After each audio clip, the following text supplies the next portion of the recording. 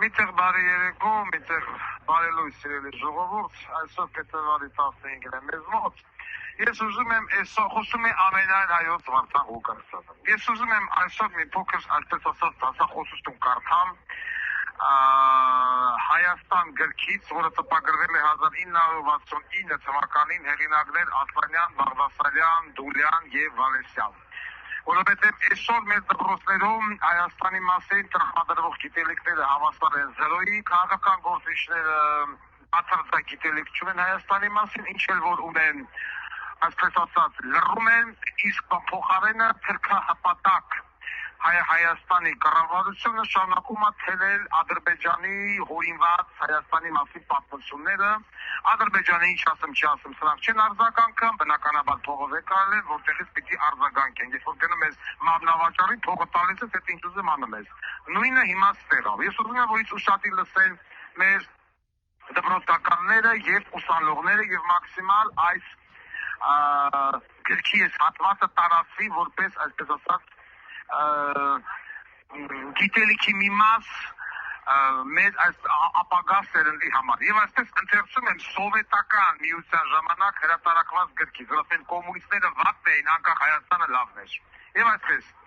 սովետական Հայաստանը շատ փոքր է, բայց իր բնական պայմանների բազմազանությամբ եւ տնտեսական ու մշակութային կյանքի բազմաբովանդակ բնույթով չի զիջում շատ ու շատ մեծ երկրների։ Սովետական Հայաստանը գտնվում է մեր տարեվադարձային գոտում, այսինքն աշխարհագրական նույն լայնության վրա, ինչ Իսպանիան, Իտալիան, Հունաստանը։ Այդ պատճառով նրա կլիմայի ամենաբնորոշ գիծն է արեգակնային ճառագայթման լարվածության մեծ ուժն ու առատությունը։ Հին քարտեզներում Հայաստանը տարածված է Կասպից ծովից մինչև Սև եւ միջերկրական ծովերը։ Սակայն նրա հիմնական կորիզը հայկական բարձրավանդակն է։ Լեռների այդ երկիրը, որը առաջավոր Ասիայի մի մասն է, մեկն է մարդկային քաղաքակրթության ծագման համաշխարհային օջախներից։ Այդ տերիտորիայում հազարավոր եւ հարյուրավոր տարիների ընթացքում զարգացել է հայ ժողովրդի ինքնատիպ մշակույթը, տալով ճարտարապետության, գրականության, նկարչության, երաժշտության, հոյակապ ստեղծագործություններ։ Նորից եմ կրկնում, հին քարտեզներում Հայաստանը տարածված է Կասպից ծովից մինչև Սև եւ միջերկրական ծովերը։ Հին ժողովուրդն իր պետականությամբ, նյութական եւ հոգեվոր մշակույթով պատմական ասպարեզ իջավ հնագույն ժամանակներից եւ իր ավանդը ներդրեց համաշխարհային քաղաքակրթության մեջ։ Սակայն արդեն 14-րդ դարում Հայաստանը դադարեց գոյություն ունենալ իբրև անկախ կենտրոնացված պետություն։ Ինքնուրույն պետականության կորուստը, օտարերկրյա զավթիչների հաճախակի արշավանքներն ու ասպատակությունները, օսմանյան ու պակական բազմադարյան բռնակալությունը ժողովրդին հասրին ֆիզիկական բնաջնջման եզրին։ Քաղաքակիրթ աշխարհի աչքի առաջ մեկնիշտ փակվելու է այդ հին կուլտուրական ժողովրդի պատմության մատյանը, սակայն գտնվեց մի ուժ, որը կարողացավ կասեցնել իրադարձությունների անխուսափելի թվացող ընթացքը եւ նորից կյանքի կոչել կործանվող ժողովրդին։ Այդ ուժը հեղափոխական ռուս պրոլետարիատն էր, որը Ռուսաստանում նվաճեց իշխանությունը եւ օկուպացիան ձեռք մեկնեց նախկին ռուսական կայսրության ճնշված ժողովուրդներին։ Այդ ուժը սովետական իշխանությունն էր, որը հաղթանակեց նաեւ Հայաստանում։ 1920 թվականի նոյեմբերի 29-ին դաշնակցական կառավարության տապալման եւ բանվորների եւ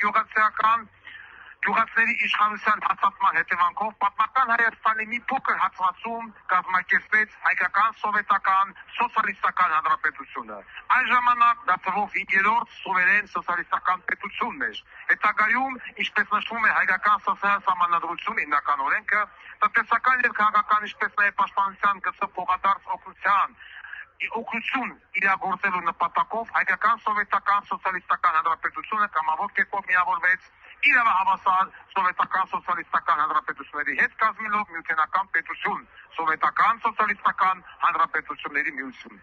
Պատմության մեջ քիչ են այնպիսի օրինակներ, երբ կործանման եզրին հասած արնական ու կողոպտված ժողովուրդն իր մեջ ուժ է գտել վերածնվելու, նոր կյանք կառուցելու համար, հենվելով սոցիալիստական հեղափոխության ստեղծած հասարակական նոր հիմքի եւ սովետական ժողովուրդների աշխարհախնդիր եղբայրական օգուտության վրա հայ ժողովուրդը հասավ տնտեսական եւ մշակութային բուրըն ծագման։ Հայկական ՍՍՕ-ում բնակվում է 2.310.000 մարդ, սա 1967 թվականի դրությամբ, հիմա թվերը նորից նույն է, փոխանակ աճի, մեկ նորից իջանք 1967 թվականի մակարդակին։ Եթե թվարկենք արդյունաբերական եւ գյուղատնտեսական արտադրանքների այն բոլոր տեսակները, որոնք հանրապետության էկոնոմիկայում առաջատար դեր խաղալով հանդերձ գալի բաժին ունեն, նաև միութենական արտադրության մեջ, ապա կստացվի շատ մեծ ցուցակ։ Այն ընդգրկում է ինչպես տարածված, այնպես էլ եզակի ապրանքներ ու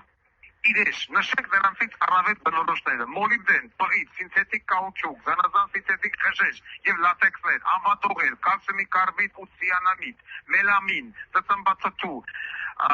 արհեստական ալմաս, տեխնիկական քարեր, շարժական էլեկտրակայաններ, գեներատորներ, ուժային տրանսֆորմատորներ, էլեկտրաշարժիչներ, կաբելային իրեր, այս ամենը արտադրվել է Հայաստանում։ Հիմա ինչ է արտադրվում Հայաստանում։ Ոտերը սա արտադրվում։ Ասում ենք առաջ, հայերն իրենց ավանդն են ներմուծում բազմաց սովետական միության մշակույթի մեջ։ Սովետական Հայաստան այժմ գիտության, պոեզիա եւ երաժշտության երկիր է։ Հանրապետության գիտական նվաճումները համաշխարհային ճանաչում են ձեռք բերել։ Հազար մարդուն այստեղ բաժին են ընկնում։ Տասնապատիկ ավելի ուսանող, հարյուրապատիկ ավելի գիրք, քան մերձավոր արևելքի երկրներում, ոչ պակաս քան ցանկացած առաջավոր կապիտալիստական երկրում։ Հայաստանի երաժշտությունը, կերպարվեստի գործերն այժմ հաճախակի հյուրեր են աշխարհի շատ մայրաքաղաքների համերգային սրաներում, միջազգային ցուցահանդեսներում։ Սա խոսում եմ ես 60-ական թվերի մասին։ Դաշը կավե սալի վրա փորագրված բաբելոնյան աստղաձև քարտեզը հնագույններից մեկն է աշխարհում, 5-րդ դաշ մեր թվարկությունից առաջ։ Նրանում պատկերված 6 երկրներից մեկը Հայաստանն է։ Հələ տեսեք որ թվից։ Հայերի ցակումը հետևելով ազգային ավանդույթներին, Մովսես Խոյնացին կապում է Նոյի ծառերից մեկի հայր ջուցազնի անվան հետ։ Այստեղ չեք մանրանում, այսպես ասած ջուցաբանության մեջ անցնենք առաջ։ Փոքր Ասիայում հետիցերի պետության Խասուշաշ մայրաքաղաքի պեղումների ժամանակ բազմաթիվ արձանագրություններից մեկում հայտնաբերված է նույնպես մեր թվարկությունից առաջ երկրորդ հազարամյակում կազմված մի տարեգրություն։ Դա մեզ հասած առաջին աղբյուրն է, որտեղ հիշատակվում է Հայաստան երկիրը։ Այդ երկրի ժողովուրդը հայացները հանդիսացել են հայերի անմիջական նախնիները, որոնց անունից էլ, ինչպես ենթադրում է մի շարք գիտնականներ, առաջացել է մեր ժողովրդի ինքնանվանումը՝ հայ։ Պատմության մեջ առաջին անգամ Արմենիա անունը հանդիպում է պարսից Դարե Վշտապ թագավորի մեր թվարկությունից առաջ 521 թվականի արձանագրության մեջ, որը գտնվել է Քերմանշահ քաղաքի մոտ Սումի ժայռի վրա եւ գրված է 3 լեզուներով։ Հին պարսկերենում Հայաստանը կոչվում է Արմենիա, էլամերեն տեքստում Արմինիա, իսկ բաբելոնականում Ուրաշթու։ Ուրեմն հենց Խանձարուրից էլ մեր երկիրը հանդես է գալիս տարբեր անուններով։